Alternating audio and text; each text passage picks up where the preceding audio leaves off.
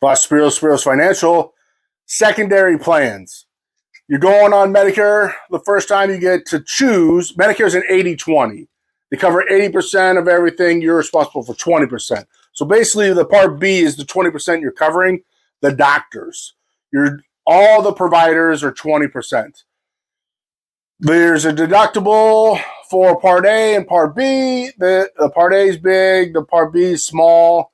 But if you go on a Plan G, a supplement plan, you're gonna pay monthly for that as a secondary, and they're gonna pay your co-payments.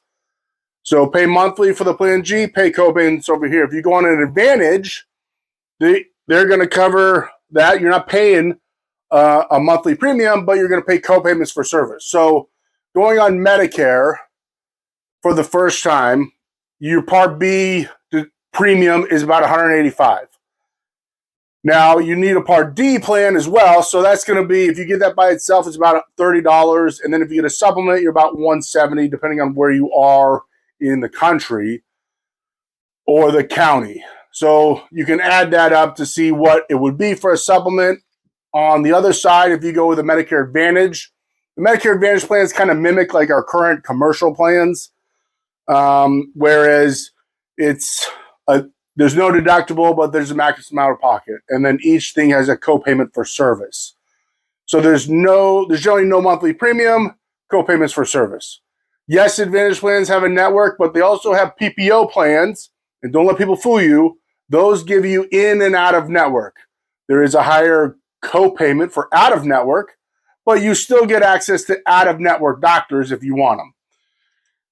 And if you're with a big carrier, you can go anywhere in the country. That's really good.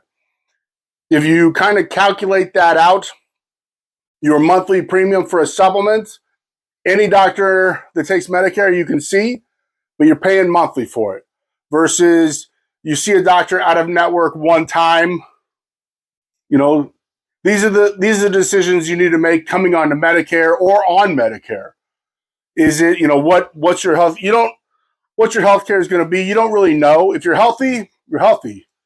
But going on a supplement later in life, because you're unhealthy, you can't do that. There is underwriting after turning 65. There's underwriting going on supplement plans. So take that into account when you're making the decision. Right now, you have a guaranteed issue to go on a Medicare supplement plan.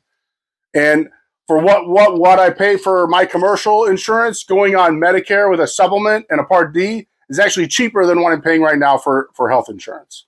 So actually, it's a pretty good deal. And then you can always go to an Advantage plan later and you get a 12-month grace period to try it out.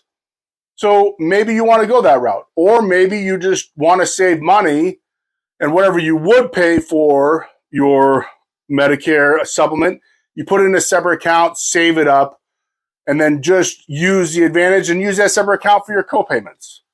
So there's a couple of things to think about. But if you're having troubles, give us a call. We'd be more than happy to help you discuss the plan options.